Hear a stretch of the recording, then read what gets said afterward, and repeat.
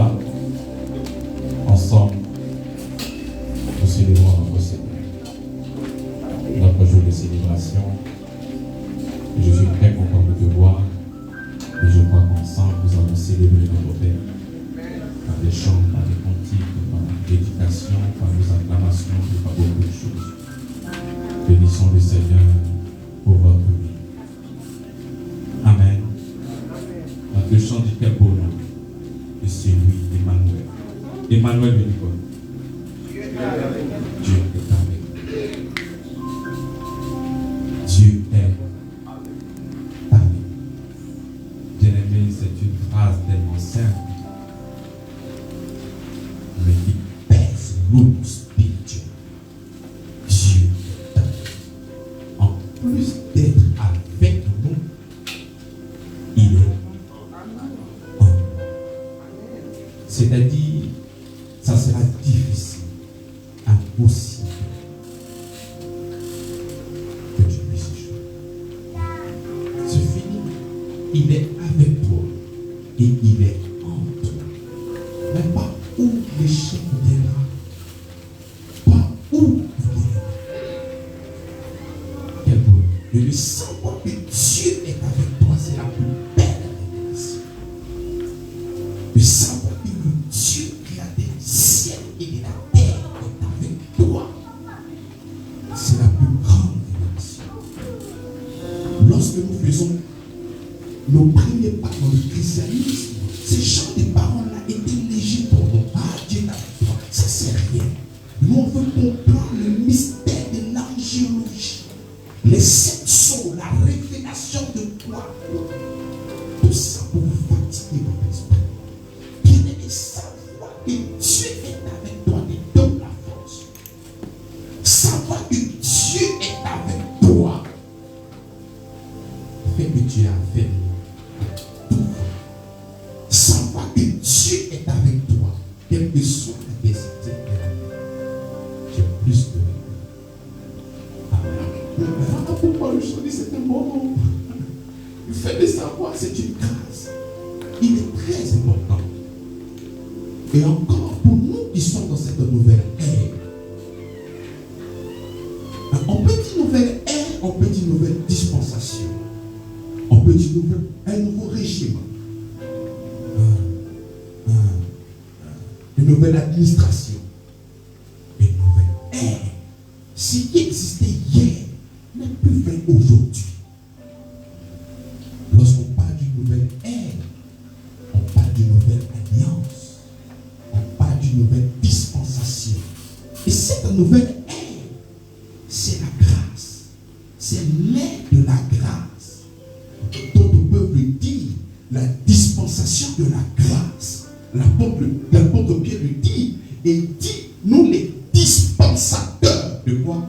De la grâce. Donc nous sommes dans une nouvelle ère. Bien aimé, il est important parce que lorsque tu arrives dans un nouveau régime, il y a des clauses, il y a des pactes. Tu dois marcher en fonction de cette nouvelle ère. Parce que tu peux bien évidemment marcher avec l'ancien régime. Mais si tu marches avec l'ancien régime, quoi que tu sois cessé et fidèle aux écrits, ça ne pourra pas marcher. Parce que dans cette alliance-là, il y a aussi des clauses. Et nous devons nous conduire pas par rapport à l'ancienne alliance ou bien pas par rapport à l'ancienne ère, mais par rapport à la nouvelle ère.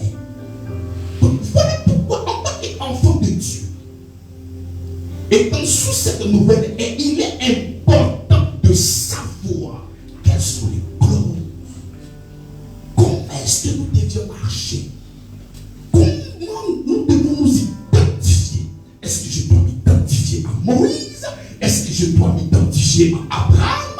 Est-ce que je dois m'identifier à Enoch? Est-ce que je dois m'identifier à Noé? Est-ce que je dois m'identifier en Christ? Tout ça, nous devons savoir. Parce que tout provient de la Bible. Mais tout ce qui provient de la Bible ne te concerne pas forcément. Parce que hier, il y avait une autre ère. Présentement, nous sommes aussi dans une nouvelle ère. Et cette ère, on l'appelle l'ère de la grâce. Mais ta manière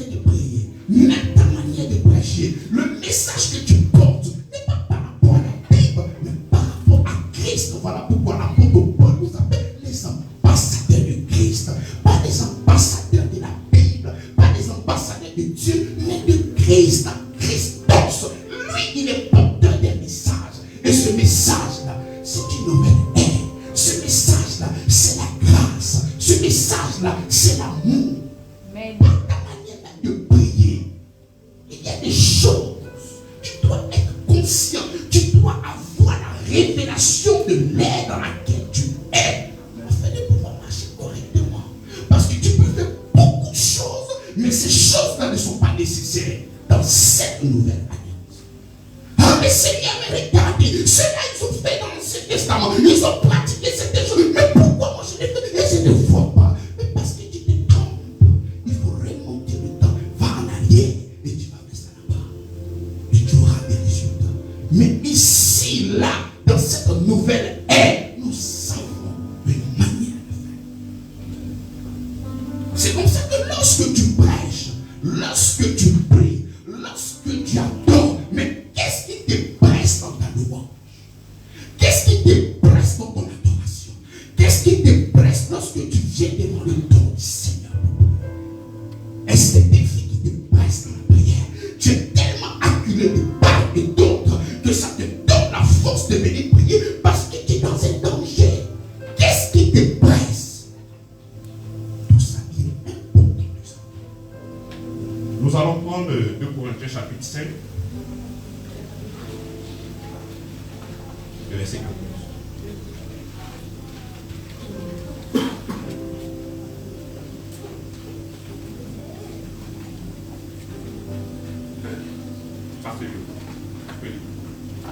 À partir du verset 14 au verset 17.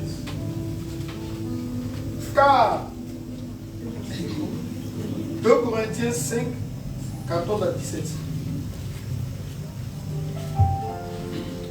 Car l'amour de Christ nous presse, parce que nous estimons que si un seul est mort pour tous, tous sont donc morts, et qu'il est mort pour tous, afin que ceux qui vivent ne vivent plus pour eux-mêmes, mais pour celui qui est mort et ressuscité pour eux. Ainsi, dès maintenant, nous ne connaissons personne selon la chair. Et si nous avons connu Christ selon la chair, maintenant, nous ne le connaissons plus de cette manière. Si quelqu'un est en Christ, il est une nouvelle créature. Les choses anciennes sont passées, voici toutes choses sont devenues nouvelles. Amen. Amen. Seigneur, nous bénissons ta parole. Il dit, car l'amour de Christ nous presse. Qu'est-ce qui te presse? Est-ce que difficulté de la vie qui te presse pour que tu puisses prier? Qu'est-ce qui te presse? Parce qu'aujourd'hui, nous avons beaucoup de personnes qui prient. Mais c'est vrai, félicitations, c'est très bien ta vie de prière. Mais qu'est-ce qui te conduit dans ce moment de prière intense? Est-ce la difficulté? Est-ce la peur du lendemain? Est-ce la maladie? Est-ce l'infirmité? C'est quoi qui te presse? C'est quoi qui te subjugue? C'est quoi qui t'envoûte? C'est quoi qui te pousse à la prière? C'est quoi qui te pousse à l'adoration? La Bible dit que car l'amour de Christ nous fait quoi? Nous presse. D'autres pays nous subjugue, nous envoûte, nous assujettit. C'est son amour-là qui me conditionne à la prière. C'est son amour qui me conditionne pour la louange. C'est son amour qui me conduit dans tous mes pas. Parce qu'aujourd'hui, nous avons des gens qui prient beaucoup. Mais ce qui les presse, c'est la peur du lendemain. Et dans cette nouvelle ère-là, ce n'est pas la vérité de l'évangile. Parce que celui qui est oppressé, tu n'es pas dans le domaine de la foi. Alors que quand c'est l'amour qui te presse de part et d'autre, cela veut dire que tu es enraciné et fondé. L'amour de Christ nous presse. Venez dans la prière, dans le seul but de pouvoir détruire les auteurs. Bien aimé, ce n'est pas l'amour de Christ qui nous presse. Ce n'est pas l'amour de Christ. Venez dans la prière, comme c'est là que tu vas venir livrer un perpétuel combat. Ce n'est pas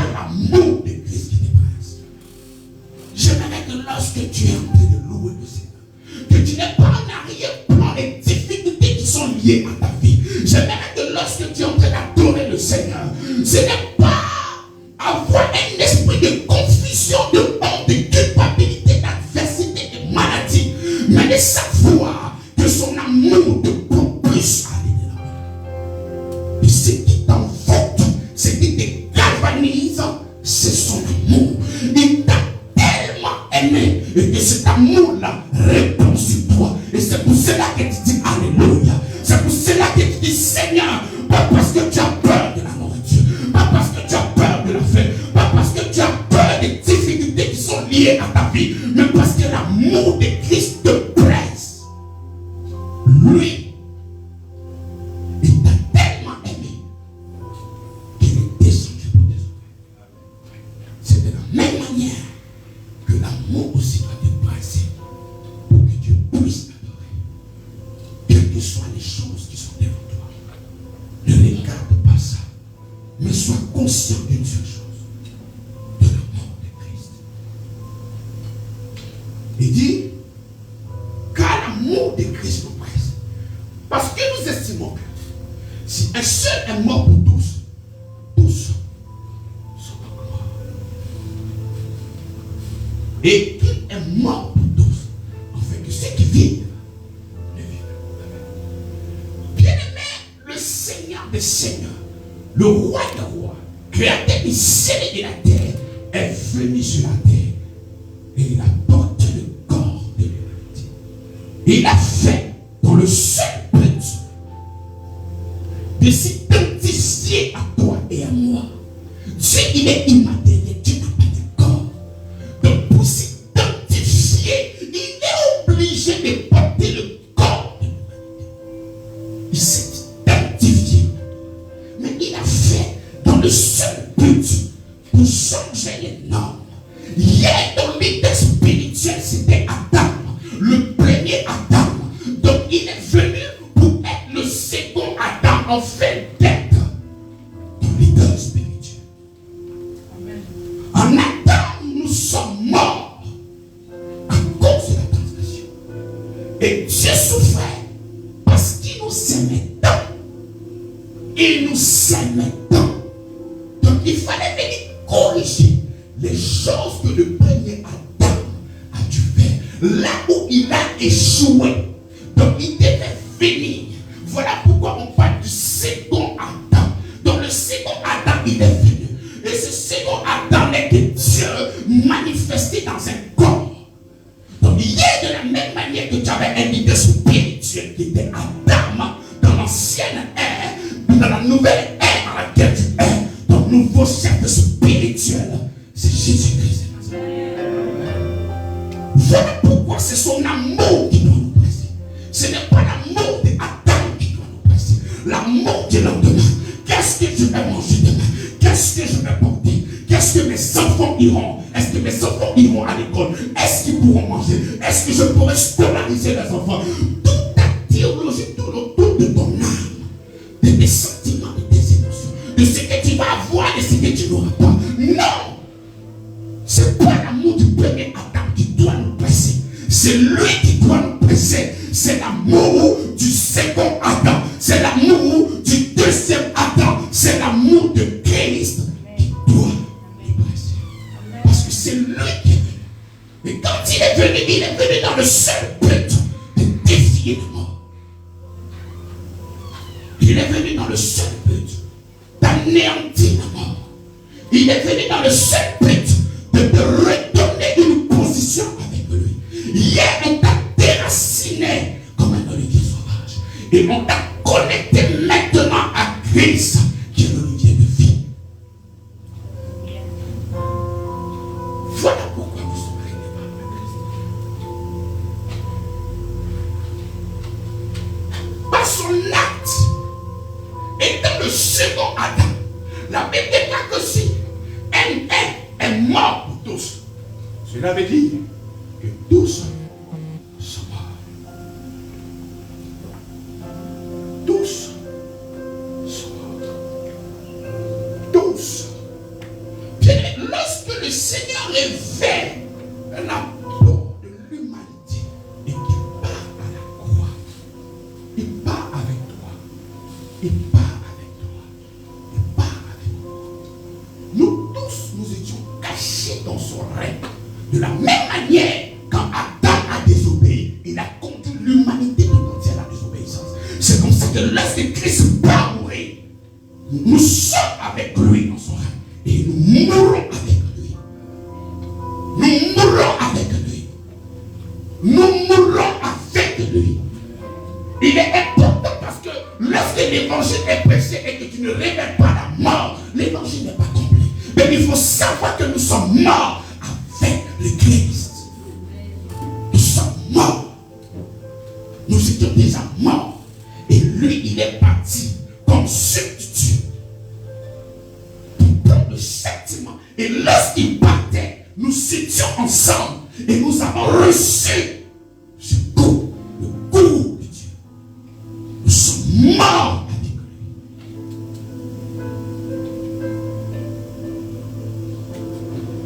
Nous ne sommes plus à Adam.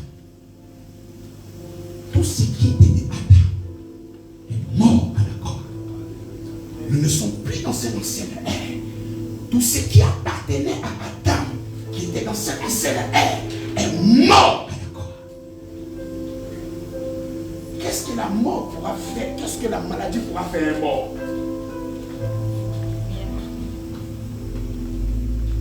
Qu'est-ce que l'infirmité pourra faire à un mort? Qu'est-ce que la disette pourra faire à un homme mort? Qu'est-ce que le manque d'argent pourra faire à un homme qui est mort? Quand tu es mort, il n'y a plus de facture de courant. Il n'y a plus de facture de maison. Il n'y a pas, est-ce que je vais manger? Est-ce que je vais me vêtir? Il est mort. Nous sommes morts avec le Christ. Est-ce que vous comprenez?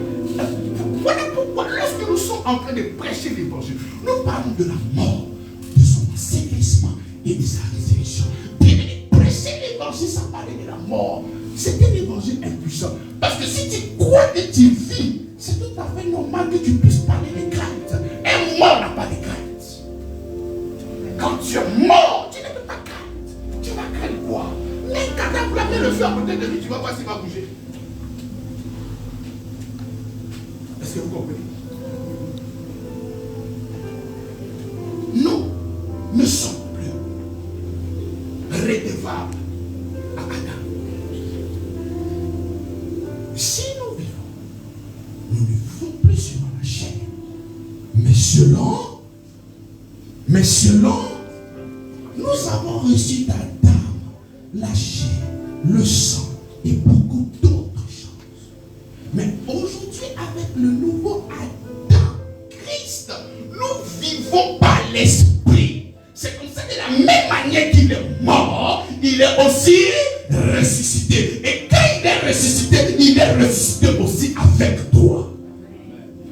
De la même manière que vous êtes morts ensemble, c'est de la même manière que lorsqu'il revient à la vie, c'est là que c'est en ce moment-là que tout est ressuscité. Si le diable était aussi puissant, Jésus ne devait pas ressusciter. Et en ce moment-là, tu pouvais me parler de ton infirmité, tu pouvais me parler de ton manque, tu pouvais me parler de beaucoup de choses, de la mort et ses corollaires. Mais parce qu'il est ressuscité, tu ne vis plus et tu n'es plus redevable à Adam. Tu as été séparé. Tout ce qui est d'Adam est resté dans le tombeau. Tout ce qui est d'Adam est resté dans les ténèbres et les coins les plus retranchés de la terre. Lorsque nous disons que la mort n'a pas de pouvoir sur toi, ce ne sont pas des paroles en l'air. C'est parce que cette mort-là se trouve dans les ténèbres. Toi, tu es sorti de la mort victorieuse. Tu as déjà traversé la mort et tu es revenu à la vie.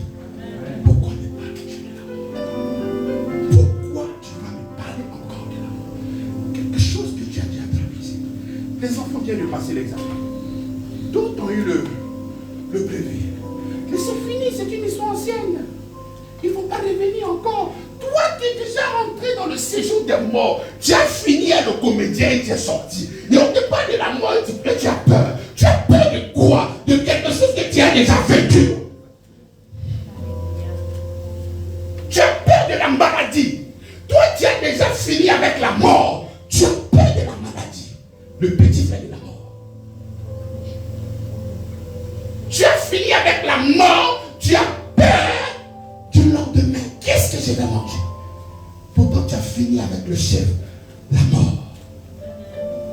Tu es ressuscité avec lui. Et toi, tu te parles des difficultés. Je n'arrive pas à manger. On m'a insulté. J'ai mal au cœur. Non, tu as déjà dépassé tout ça. Voilà pourquoi la seule chose qui peut te presser dans la prière, c'est l'amour de Christ. Ce ne sont pas les difficultés, parce que les difficultés sont mortes. Amen. Tout est mort. Tout est mort. Amen. Ce qui doit te presser, c'est l'amour de Christ. Venir avoir un motif de venir combattre les esprits, en train de nier l'esprit, outrager même l'esprit de la grâce. Parce que pour toi, ton sang est déjà scellé. Pour que le diable puisse pas t'attaquer, tu sais ce qu'il doit faire? Il doit remonter jusqu'à la fondation du monde où tout a été fait. Il va croiser Dieu, il va finir avec lui, et puis toi, il va te toucher.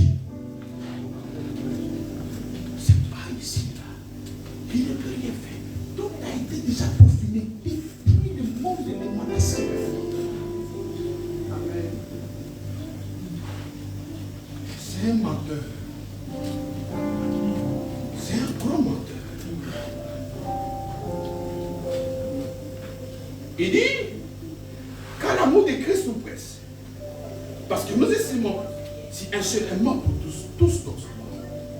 Et qu'il est mort pour tous, afin que ceux qui vivent ne vivent plus pour eux-mêmes. C'est comme ça que toi, tu ne dois pas conduire pour toi-même, on parle d'Adam. Tu ne vis plus pour toi, parce que tu es mort. Galate le dit, il dit si je vis, ce n'est plus moi qui vis, c'est Christ qui vit en moi. Mais nous avons affaire à des égoïstes qui ne pensent qu'à eux. Tu ne dois plus vivre pour toi. Tu vis pour qui?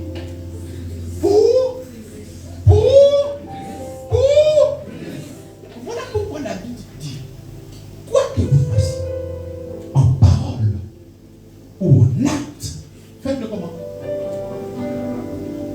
Faites-le comment?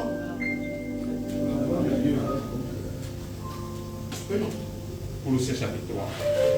Ce sont des versets qui sont très importants pour vous. Colossiens 3, 17.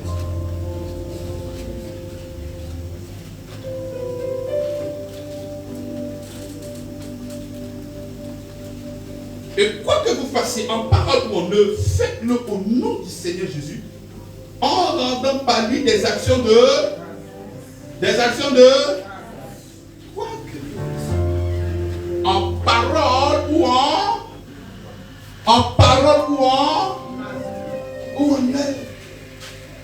Quand tu passes ton temps en train de critiquer les gens, quand tu passes ton temps, tu prends plaisir à critiquer les gens, tu le fais sous quelle bannière? Sous quelle bannière? Nous sommes dans une nouvelle ère. Quoi que vous fassiez, en parole ou en œuvre, de le faire comment? Quand tu passes ton temps à rencontrer des choses sur les gens, c'est en Christ. Quand tu cherches à aller faire du mal à une personne, voler, dérober, calomnier, tout ce qu'on voit, c'est sous la conscience de Christ, ça. Nous sommes dans une nouvelle ère.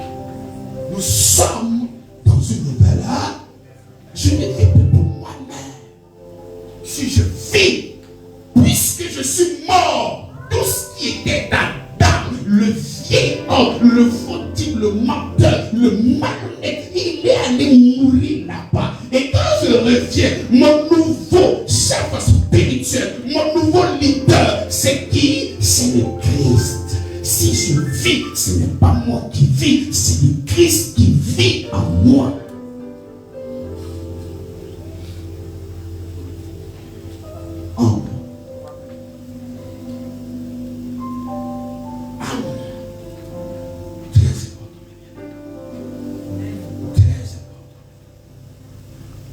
laissons pas distraire. Ne nous laissons pas distraire, les bien-aimés. Nous vivons pour le Christ.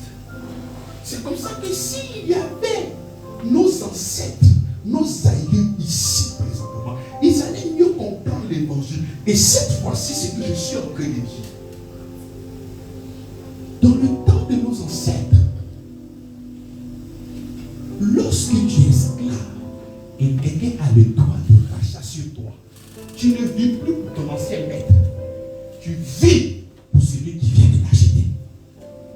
Tout ce que tu fais est pour le nouveau. Mais est-ce que tout ce que nous faisons aujourd'hui, est-ce que c'est un rapport avec ce que Christ fait? Nous n'appartenons plus à Adam, mais nous appartenons au Christ. C'est un nouveau maître. C'est lui son amour qui doit nous briser dans cette ère. Et si nous vivons, c'est pas lui. Il dit, et qu'il est mort pour tous. En fait, que ceux qui vivent ne vivent plus pour eux-mêmes, mais pour celui qui est mort et ressuscité pour eux. Ainsi, dès maintenant, nous ne connaissons personne selon la chair.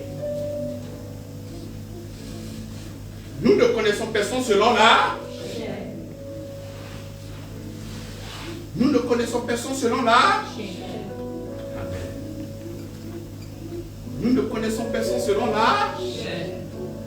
Voilà pourquoi, lorsque nous sommes en train d'annoncer l'évangile de la grâce, bien aimé, c'est important, il faut prêter oreille.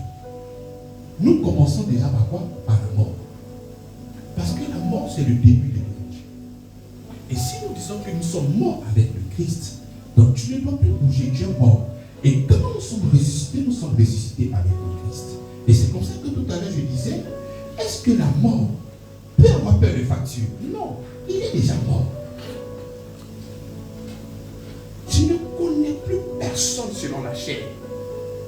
Donc tu ne peux pas regarder un ancien voleur, tu vas dire que tu es un voleur, tu vas dire que tu... Non, toi tu voles. Non, quelqu'un qui est en Christ, tu ne peux plus le connaître sur un autre jour. Nous ne connaissons personne selon la chair. C'est-à-dire, pour apporter un jugement à une personne, tu ne dois pas regarder sa chair pour lui donner un jugement. Et surtout, chacun a eu peut-être sa vie antérieure avec beaucoup de difficultés. Mais maintenant que nous sommes en Christ, nous avons un nouveau maître. Nous sommes dans une nouvelle ère. Donc, pour parler, pour connaître une personne, ce n'est pas selon ce qu'il a fait autrefois, mais selon sa nature.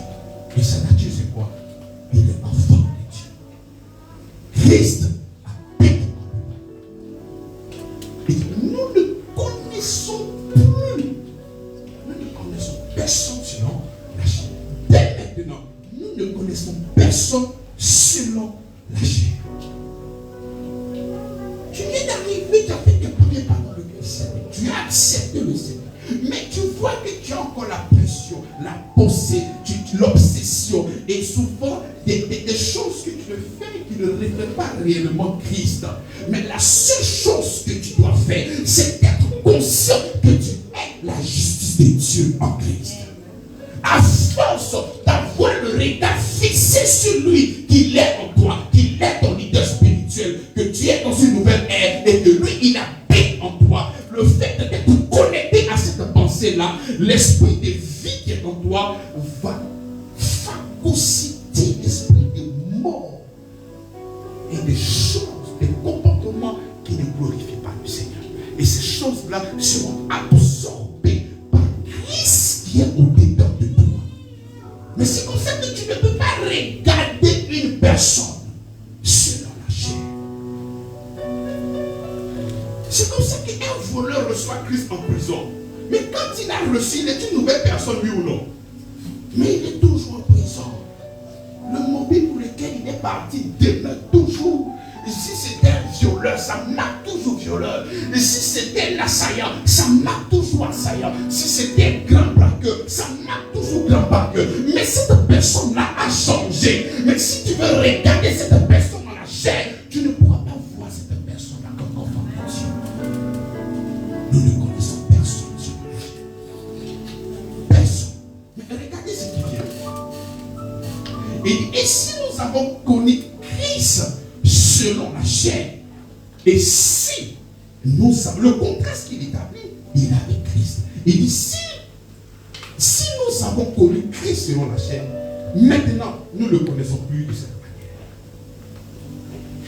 C'est-à-dire, même le Jésus de Nazareth, je ne le connais plus selon la chair Jésus. Parce que ce Jésus-là, il était limité. Pour se déplacer, il pouvait marcher. Pour aller à Galilée, il pouvait marcher, des gens même pouvaient venir faire des embuscades. Il s'est dilué. Tous ceux qui venaient auprès de lui, il les guérissait. D'autres personnes qui étaient loin, ils ne pouvaient pas étendre sa main jusqu'à là-bas. C'est Jésus que nous avons connu dans la chair pouvait dire qu'il est venu pour les bébés égarés de la maison d'Israël. Mais nous ne le connaissons plus dans la chair, nous le connaissons maintenant dans l'esprit. Et dans l'esprit, sa grâce est répandue sur tout le monde, pas sur une minorité, pas sur un type de peuple. Donc hier, comme nous l'avons connu dans la chair, on ne le connaît plus comme ça, on le connaît dans l'esprit. Et c'est Jésus que je te parle maintenant, qui est glorifié, qui est le Christ. Il n'a pas de limite. Il vit en toi et il résout tous les problèmes auxquels tu es confronté chaque jour de ta vie. Il est élevé.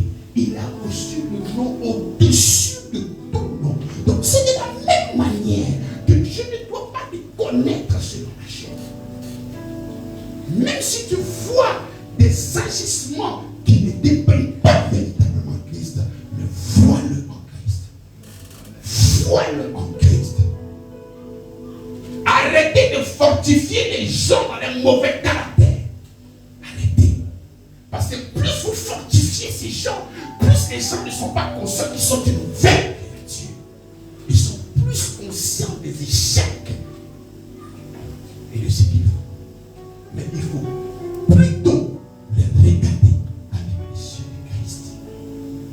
Dès maintenant, nous ne connaissons personne selon la chair. Et si nous avons connu Christ selon la chair, maintenant, nous ne le connaissons plus de cette manière. Au verset 17, si quelqu'un est en Christ, si quelqu'un aime ça, qu'est-ce que ça veut dire? Si quelqu'un, le problème c'est de se tourner quelque part. L'apôtre Paul pouvait dire, il faut considérer tout ça comme de la boue, en fait que je sois trouvé en lui. Là où tu te trouves, spirituellement parlant, tu es où ça? Où on te localise? On te localise dans des fétiches. On te localise. Et j'ai un gourou qui a beaucoup d'argent et qui tu mets toute ta confiance. Tu te localises où? Il dit si quelqu'un est en Christ. Si quelqu'un est où ça? Si quelqu'un est où ça? Si quelqu'un est en Christ. Le problème de la nouvelle ère, il y a des personnes qui ne sont pas en Christ et ils espèrent espérer les choses de la nouvelle ère. Pour que tu puisses bénéficier de cette nouvelle ère, il faudrait que tu sois trouvé quelque part. Il faudrait que tu sois trouvé où ça? Et dit si quelqu'un est en Christ, être en Christ, qu'est-ce que cela signifie? C'est de croire que Dieu s'est investi dans un corps. Il a porté le corps de l'humanité. Il est parti à la croix. Il est mort à cause de tes péchés. Il était notre substitut. Il était enseveli et il est ressuscité des morts pour ta justification. Il faut le croire. Et c'est comme ça que quand tu le crois et que tu crois en son œuvre à la croix, tu te positionnes en Christ. Et lorsque que tu es en Christ, la Bible dit quoi? Il dit, si quelqu'un est en Christ, il est une nouvelle homme. Seigneur, ta grâce.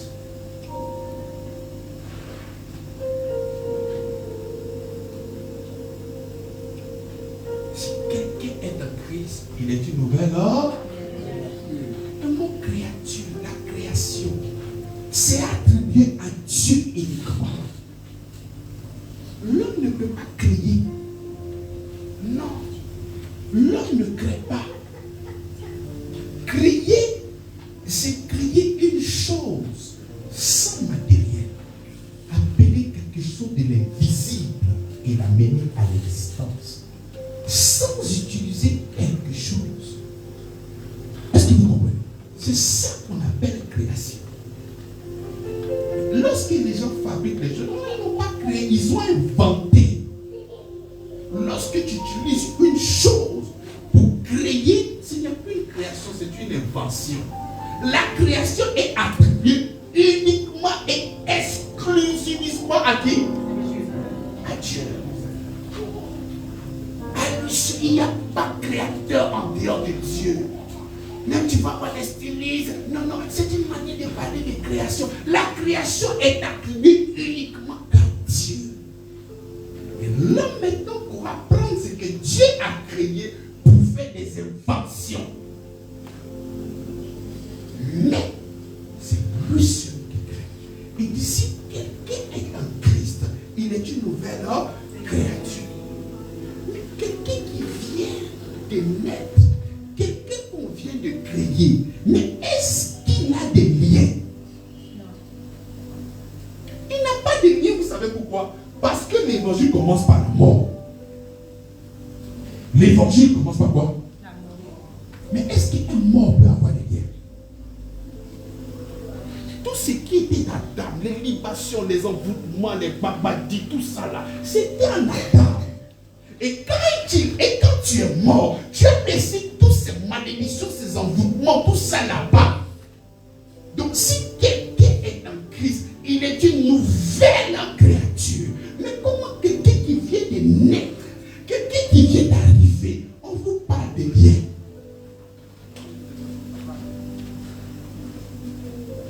On vous parle des liens ancestraux. On vous parle de beaucoup de choses, mais pourtant Jésus est une nouvelle créature. Jean ne dit autrement, ni de la chair, ni du sang, ni de la volonté de l'homme, mais de Dieu seul. Mais je crois que même les sorciers, lorsqu'ils veulent agir dans la vie, c'est par rapport à la généalogie. Et par rapport à la généalogie, qu'est-ce que nous voyons? C'est le sang. C'est pas ça. Mais tu n'es plus né du sang, ni de la chair. Donc on ne peut pas parler de toi, ta généalogie, dès que tu regardes derrière toi, c'est la croix. Il n'y a pas premier oncle, deuxième oncle, troisième grand-père, ailleurs, il n'y a plus tout ça. Toi, dès que tu tournes, ta généalogie commence par Christ. Donc quand on te dit que si quelqu'un est en Christ, il est une nouvelle créature. Mais les liens là, ils vont. Tu as signé quel pacte? Ou bien au ciel là, tu as signé un pacte là-bas où on t'a envoûté. Quand quelqu'un est en Christ, il est une nouvelle créature. C'est vrai que tu es issu d'une famille. Il y a beaucoup de magie, il y a beaucoup de sorcellerie, il y a beaucoup de choses qui existent. Nous ne sommes pas en train de nier ça, c'est la vérité. Mais toi, tu es dans une nouvelle dispensation. Toi, tu es dans une nouvelle ère. Et dans cette nouvelle ère-là, tu es une nouvelle créature. Tu es une nouvelle quoi? C'est comme ça que même si tu étais un grand fumeur hier, il faut déjà commencer à accepter dans ton cœur que tu es une nouvelle créature. Si hier tu as essayé d'arrêter de fumer à chaque fois, mais tu n'as pas pu, maintenant que tu as l'information que tu es une nouvelle créature, tu pourras arrêter de fumer. Quelle que soit l'addiction, quel que soit ce qui te fatigue, une fois que tu as la connaissance, une fois que tu as la révélation, de ce que tu es devenu en Christ, en ce moment-là, tu pourras arrêter tout ce dont tu souhaites arrêter. Bien aimé, quand Christ vient en toi, et si tu dois être assujetti, tu es assujetti par l'amour du Christ. Tu ne peux pas être assujetti par un comédien qui est assis au village. Tu ne peux pas être assujetti par quelqu'un qui ne t'aime pas. Tu ne peux pas être assujetti par une puissance occulte. Mais Christ est où alors? Et d'ici des gens forment des propos contre toi, cela ne viendra pas de moi. Et s'il y avait des choses qui ressemblaient à des complots et on mettait sur le dos de Dieu, il a accepté ça dans cette ère-là, ça fait rien. Mais dans l'ère où toi tu es, si des gens font des complots contre toi, cela ne viendra pas de moi. Tout arme forgée contre toi. Parce que tu es dans cette nouvelle ère. Dieu il dit, je suis. C'est lui qui a créé le forgeron. C'est-à-dire le forgeron, c'est celui qui fait les armes, les épées, les machettes, tout ça. Il dit, c'est lui qui a créé le forgeron, c'est moi. Tout arme forgée contre toi. Dans cette nouvelle ère est nulle et sans effet. Ça peut être une arme de la maladie. Ça peut être une arme du manque. Ça peut être une arme de quoi? Tu n'arrives pas à scolariser tes enfants. Ça peut être une arme de quoi? De tout ce que tu traverses comme difficulté. Il dit tout arme forgée contre toi. Et sans effet. C'est une garantie. Toute arme forgée contre toi est sans effet si tu commences à prier. C'est pas ce que la Bible a dit. Dans cette nouvelle est-là, parce que tu es en Christ, parce que tu es une nouvelle créature, toute arme forgée contre toi est sans effet. Mais voilà pourquoi je dis que c'est l'amour de Christ qui doit te presser par la prière. Parce que si tu es conscient que toutes ces choses-là ne peuvent rien contre toi, mais tu ne peux pas avoir peur pendant la prière. Voilà pourquoi la seule chose qui doit te presser de part et d'autre, c'est l'amour de Christ. Rien que l'amour de Christ. Rien que l'amour de Christ. Il dit une nouvelle création, une nouvelle créature. Il n'a pas dit une créature améliorée. Non, non, non.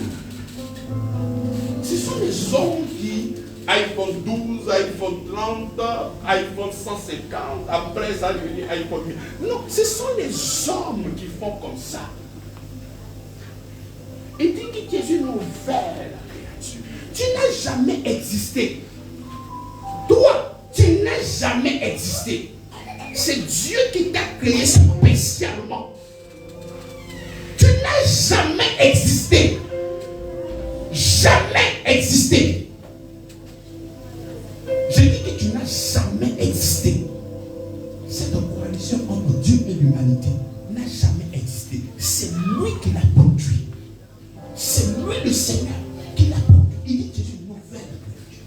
Le problème, si tu n'as pas conscience de ça, mais tu vas vivre dans cette nouvelle ère ayant les mêmes défis avec celui qui n'a pas Christ, avec celui qui n'est pas né de nouveau, avec celui qui n'est pas une nouvelle créature. Vous aurez les mêmes problèmes, vous allez même vous asseoir et vous allez discuter. Voici moi mon problème et toi ton problème, comme les gens qui sont en prison. Mais toi, tu es une nouvelle créature.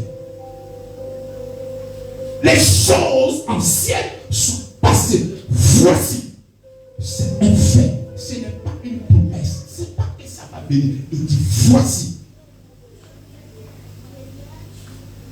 Toutes choses sont nouvelles.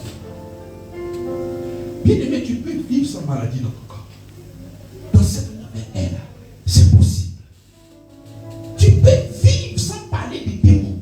Dans cette nouvelle ère, c'est possible. Tout est possible à celui qui. Donc quand le Seigneur vient, il ne dit pas faire une nouvelle invention. Le Seigneur t'aime tellement qu'il ne vient pas fortifier ton vieil homme. C'est-à-dire, je sais que Adam a gâté. Et bon, ce que j'ai créé là, il est venu mélanger un peu. Donc qu'est-ce que moi je vais faire en tant qu'un bon docteur? Je vais venir soigner. Non, Dieu c'est pas deuxième main. Non, non, non. Ce n'est pas du réchauffé. Ce n'est pas 3e main ou 4e main. Non, non, non, non. Prenons Ézéchiel 36, 26.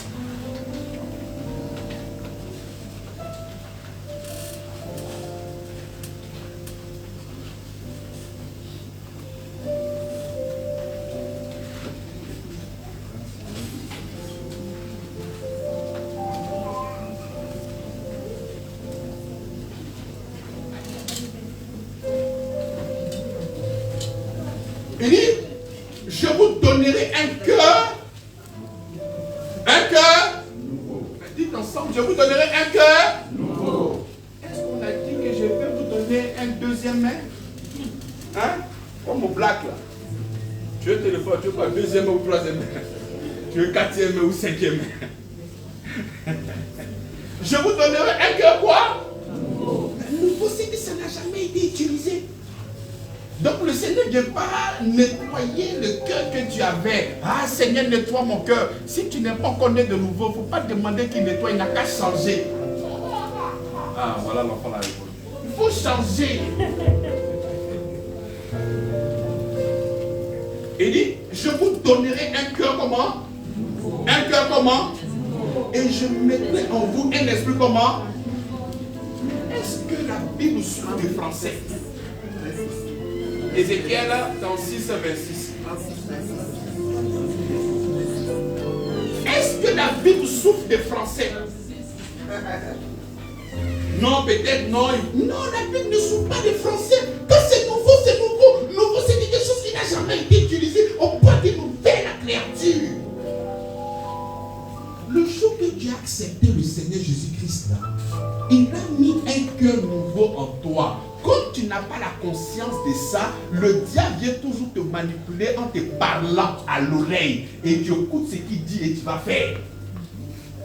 Sinon ton cœur, il est pur. Le cœur que Dieu t'a donné, c'est un cœur qui est pur.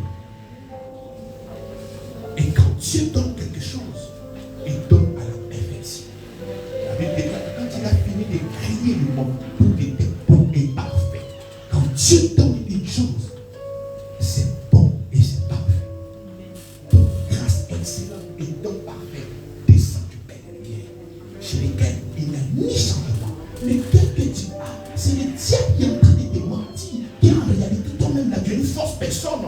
Hein? C'est comme ça que vous pouvez parler. Moi avant, et toi, moi avant, et puis quoi? Moi avant, là, il est à la tombe.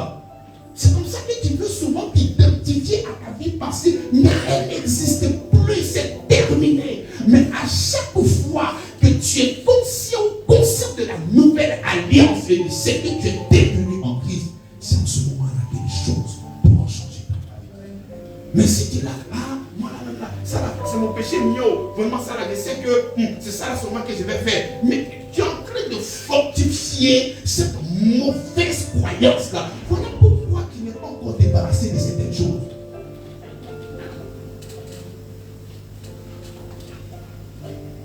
Je vous donnerai un cœur.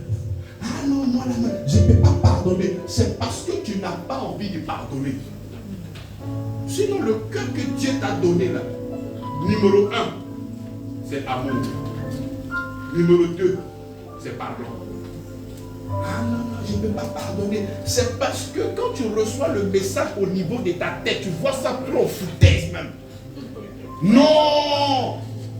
C'est foutaise! Donc, facilement comme ça. Et puis lui, il va s'en tirer. Non, non, non, non, non. Il n'y a pas de problème. Moi aussi, là, il y a des montées qui sont plus mauvais que toi. C'est vrai, c'est Dieu qui nous a changé, mais il y a des montées un peu. C'est pas vrai, tu es un menteur.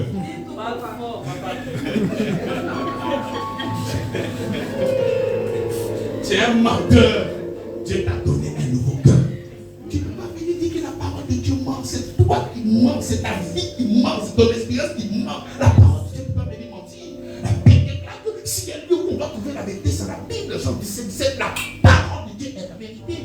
Tu as un nouveau cœur. Sois conscient de ça pour que les choses puissent aller. Mais si tu dis que tu n'as pas l'argent sur toi, alors que tu as l'argent sur toi, comment est-ce que tu pourras mettre ta main dans ta poche pour acheter quelque chose? Tu vas rester pauvre. Donc aussi longtemps que tu fortifies cette mauvaise croyance dans ta tête en disant que toi tu es mauvais, mais tu ne seras que mauvais.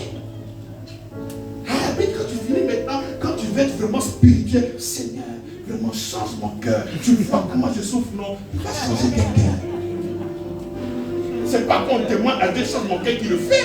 Il dit à tous ceux qui ont cru. Si tu crois, c'est qu'il a changé ton cœur. Tu veux quoi encore? Ah Seigneur, apprends-moi à pardonner. Lui, il n'apprend pas, lui, il change. Donc si tu as un problème au niveau de ton cœur, c'est que tu n'es pas enfant de Dieu. C'est que tu n'es pas enfant de Dieu. Donc si tu n'es pas enfant de Dieu, viens t'asseoir, on va t'expliquer l'évangile, tu vas accepter et ton cœur va changer. Le cœur ne change pas par des invocations, Seigneur, change mon cœur. Ce n'est pas la vérité de l'évangile. C'est difficile d'accepter certaines choses. Vous ne voulez pas supporter les souffrances de Christ. Mais lisez les épîtres. En réalité, les épîtres, lorsque je médite beaucoup les épîtres, surtout Jean, surtout Pierre, mais tu vois que ces personnes-là étaient accablées de part et d'autre. Pierre va plus loin en disant que si tu es malmené pour l'amour de Christ, il dira croise à Dieu. Sois enjoy, sois content. Parce que c'est à cause de Christ qu'on te maltraite. Mais toi, tu ne veux pas ça. Toi, tu veux la gloire. Uniquement que la gloire. Et tu t'en fous des souffrances de Christ. Mais comment est-ce que tu vas dépeindre véritablement Christ? Mais si tu veux dépeindre véritablement Christ, tu vas aussi dépeindre ses souffrances. Et ces souffrances, les gens vont t'insulter parce que tu crois en son nom. Parce que tu portes des lumières. Mais toi, tu ne veux pas ça. Mais il faut supporter. Il faut supporter. Et c'est ce que la Bible dit. Quand vous allez venir à moi, là, il n'y aura pas d'adversité. Est-ce qu'il vous a dit ça? Mais la Bible ne vous a jamais dit ça. Il allait même très loin. Il dit, la mère va se lever contre la belle-fille. Le père va se lever contre le beau-père. C'est-à-dire, c'est Nyagami en nous là. C'est quoi? C'est Dieu. Mais notre paix que nous avons là, ça ne dépend pas de notre circonstance, mais de Christ qui est en nous. Voilà pourquoi, quel que soit ce qu'on te fait, tu dis cette paix-là dans l'amour. Et c'est comme ça que le verset commençait. C'est l'amour de Christ qui nous presse. Pas les choses qui sont sur la terre. Pas ça. Mais l'amour de.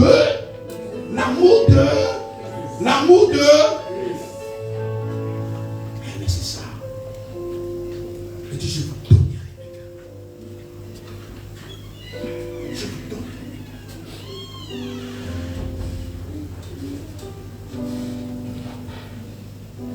Amen. Alléluia. Je pense qu'on va continuer le dimanche. Amen. On va continuer.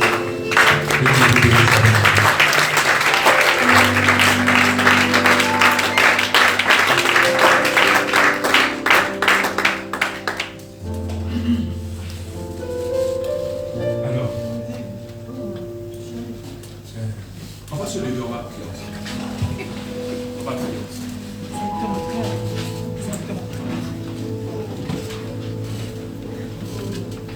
On va prier ensemble. La vérité là, que vous connaissez la vérité et la vérité vous. Vous connaissez la vérité et la vérité vous. Je répète après moi. Et quand on finit de répéter, c'est un sujet de prière, mais pour que ça puisse entrer vraiment dans ton esprit. Et quand on finit, tu vas te mettre sur cette base-là et prier. On est d'accord? Donc c'est le sujet de prière que je serai en train de donner. Mais vous répétez après moi. Et quand je finis de donner, vous vous mettez à prier par rapport à ça. Amen. Amen. Je me tiens sur le trône en ma qualité de souverain sacrificateur. Je me tiens sur le trône en ma qualité de souverain sacrificateur. Je décrète et je déclare. Je décrète et je déclare. Son amour me propulse. Son amour me propulse. Me presse. Me presse. Me donne à évangéliser. Me donne à évangéliser. À aimer. À aimer. À méditer. À méditer. À prier. À prier. Alors prions le Seigneur. Merci Seigneur parce que c'est ton amour qui me donne. Par la maladie, par le manque, par l'adversité Seigneur. Parce que tout ça est déjà vécu à la croix. Mais ton amour Seigneur, ton amour me prête Seigneur. Tu as été tellement bon et tu es tellement bon pour moi, pour ma famille, pour ce ministère, pour ces personnes qui viennent écouter l'évangile Seigneur. Ton amour Si hier, on était pressé par les difficultés, on était pressé par le manque, Seigneur, nous revenons avec une nouvelle mentalité dans cette nouvelle ère. C'est ton amour qui me presse. C'est ton amour qui me presse. C'est ton amour qui me presse. C'est ton amour qui me presse. Merci Seigneur pour ta grâce. Au nom de Jésus-Christ. Merci Seigneur. Rien que ton amour qui me presse. Rien que ton amour me presse. Rien que ton amour me presse. Rien que ton amour me presse, Seigneur. Merci. Je ne suis plus conscient des défis. Je ne suis plus conscient de quoi que ce soit. Mais je suis conscient de ton amour. Je suis conscient de la gloire. Je suis conscient de ton sang qui est versé à Golgotha. Je suis conscient de ton amour, Seigneur. Ton amour me galvanise. Ton amour me soutient. Ton amour m'envoûte. Ton amour me donne la capacité d'aller bien loin. Ton amour, Seigneur. Mon Jésus est fidèle. Mon Jésus est fidèle. Amen. Je me tiens sur le trône en ma qualité de souverain sacrificateur. C'est ce que Pierre a dit. Il a dit que nous sommes, donc ces gens dans l'Apocalypse, nous sommes des souverains. Je me tiens sur le trône en ma qualité de souverain sacrificateur. Je décrète et je déclare. Dans cette nouvelle ère, je n'ai point de maladie, point d'échec, point de manque. J'ai la gloire, la victoire, le triomphe de Christ. Au nom de Jésus, prie. Prie. Seigneur, merci pour ta grâce. Merci dans cette nouvelle ère.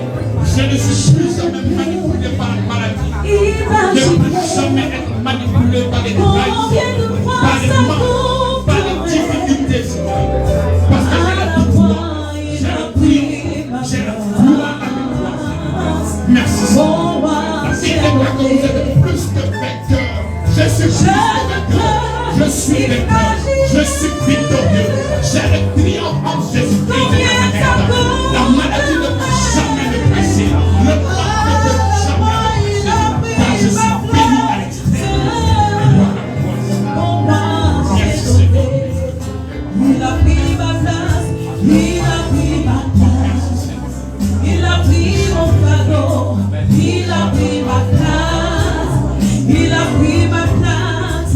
Il a pris ma place. Oh, il a pris ma place. Amen. Je décrète et je déclare. Je suis une source de bénédiction pour ma famille. Je suis béni. Je suis une personne merveilleuse. Je suis la justice de Dieu en Christ. Prions. Merci Seigneur pour ta grâce.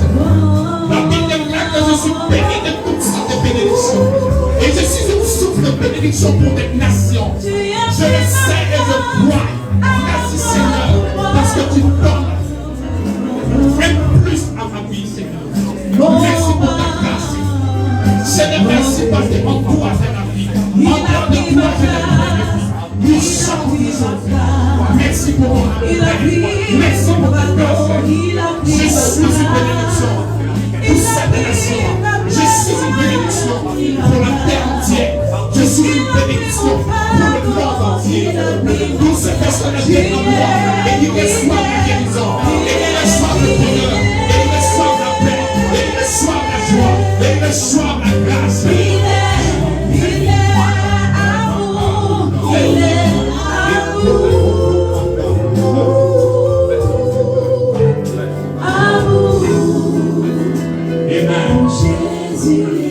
Je déclare que je déclare.